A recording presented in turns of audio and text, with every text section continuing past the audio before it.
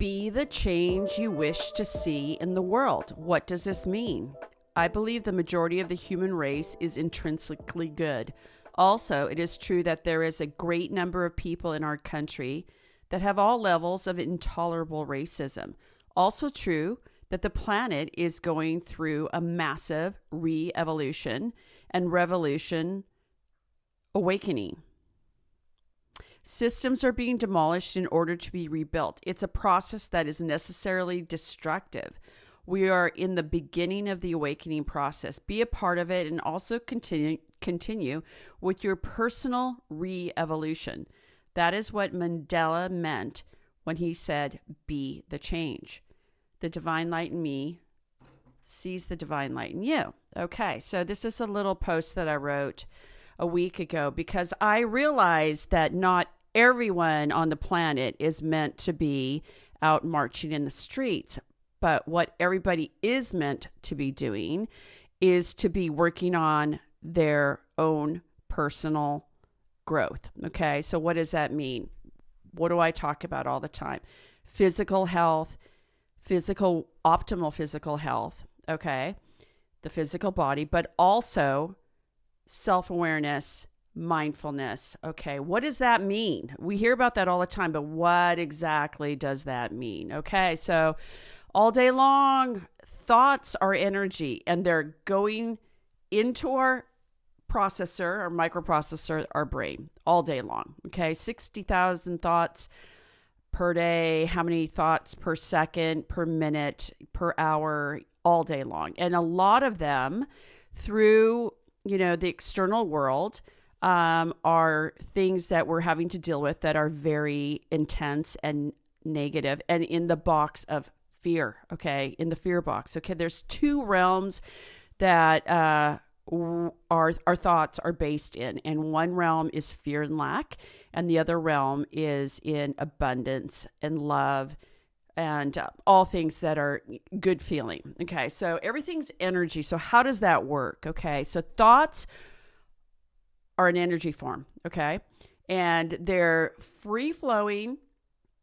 They get processed through our brain. We usually transcribe them into a language very often, and it'll be in a sentence form or a visual form.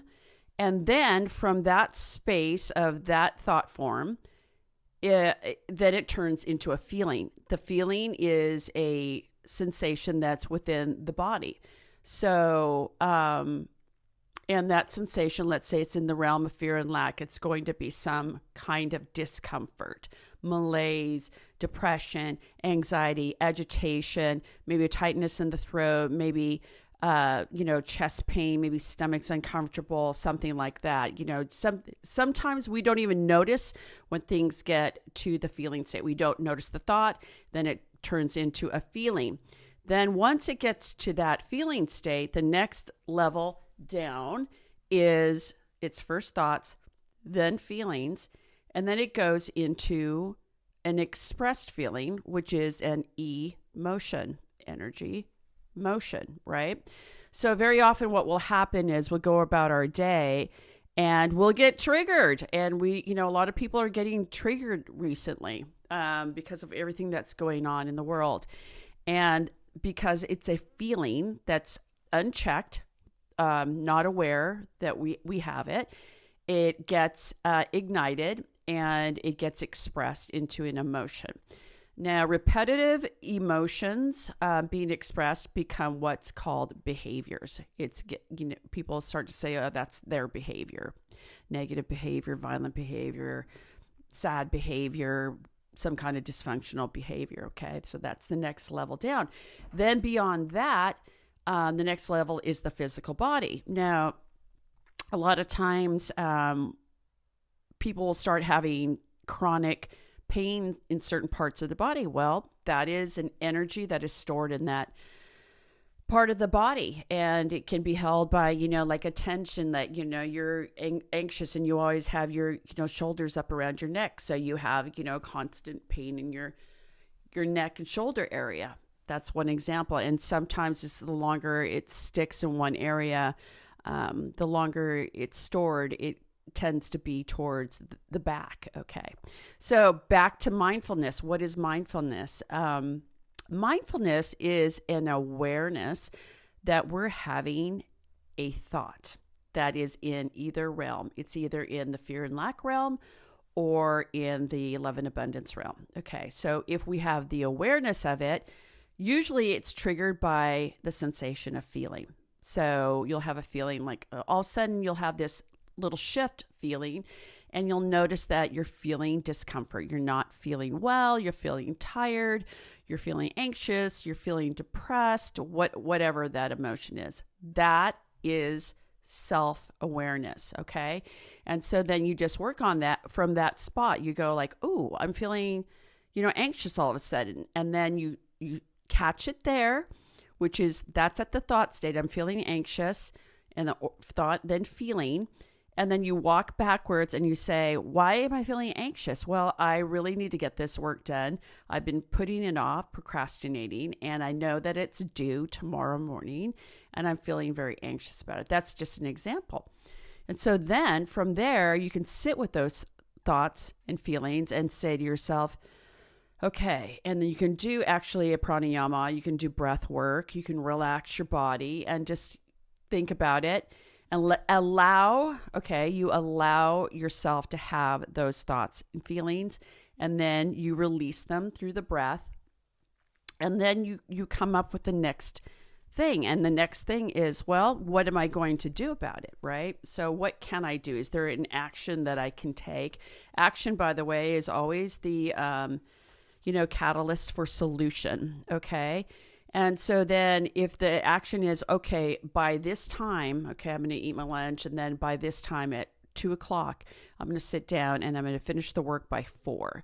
And then by 4, I'm going to reward myself and I'm going to go do X. Okay.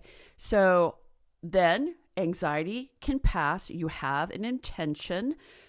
You have an intention for action. You have a plan. And so now you caught it from the thought and the feeling, and now it doesn't go into the sensation of emotion, the action of emotion that creates repetitive behavior.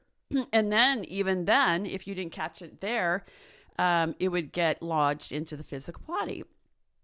Now, Eckhart Tolle talks about something that's called the pain body. If you ever read, The Power of Now is a fantastic book. But the next book after that is A New Earth. And the New Earth is where he introduces the idea of the pain body being an actual entity that lies within our energetic field in our body. And the pain body is something that is, again, that stored energy that we don't have awareness of, we haven't done mindfulness work on, which is what I just described to you. And that entity will come up, and a lot of psychologists would call this a dissociative state, or they would call it a defense mechanism. There we go. So defense mechanism, pain body, childhood wound, whatever you want to call it. Now, a lot of people that we see out and about on the planet, when they're acting out from this pain body experience, entity that they have, this is what we'll often see in conflict. Pain body wants to engage, and it's looking to engage, and because it needs to be expressed, okay? It needs to move the energy, and very often what people will do, instead of doing the mindfulness work to sit with these thoughts and feelings, and to start processing them on their own through breath work, through intention, they'll instead take the lower level of consciousness of expressing this and engaging others on this level. And then the energy gets moved to the other person. So whenever someone gets in conflict, whether it's with an acquaintance or somebody in their family, and they start conflict, they feel relief because now the energy has moved, and usually it has moved to the other person. So this is not a responsible action to take. The responsible, mindful Self-aware action to take is to realize that this is a pattern that's yours, that's lodged in the pain body inside you through a wound from an earlier experience, and usually passed on by somebody else, maybe a family member or a friend / acquaintance, teacher, somebody in the external world. So doing the work means processing it on your own and moving that energy out. And then it no longer has to be recycled through another person, and then they recycle it through another person, and so on and so forth. Okay. So back to being the change that the world needs. This is the work that needs to be done. The work that needs to be done is having a self-awareness and mindfulness practice where we're aware that there is a thought energy. After thought is feeling. After feeling is emotion.